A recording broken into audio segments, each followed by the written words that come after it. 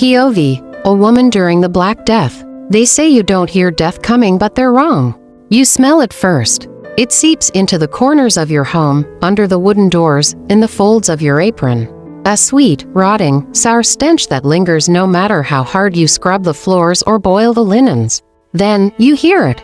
The bells, bring out your dead. The distant wails of mothers, echoing like prayers ripped apart in the throat. Horses' hooves dragging carts full of bodies past my window, bodies that look far too small to be grown men. I used to be a seamstress.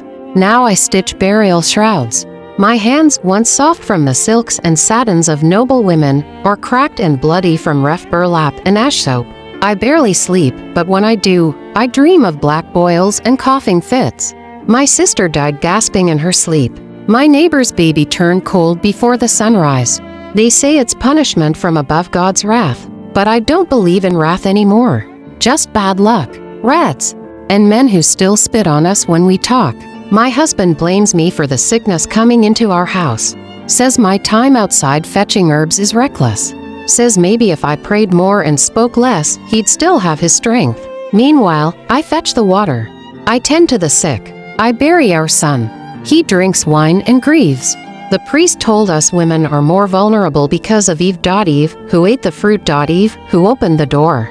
Eve, who now makes me boil my own menstrual cloths for fear of being burned as a witch. We can't win.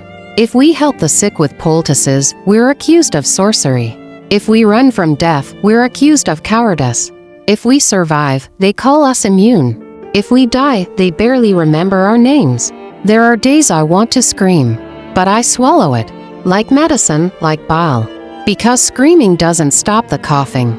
It doesn't stop the men from deciding whose life matters and whose doesn't. It doesn't bring my sister back. So I stay quiet. I braid my hair. I teach my daughter to boil sage and tuck lavender in her apron. I whisper old words into her ear, passed down from mothers before me.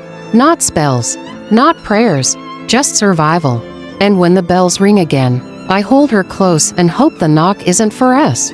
Because in this time, a woman's purpose is not to live, it's to outlast. And sometimes, that's the most radical thing of all.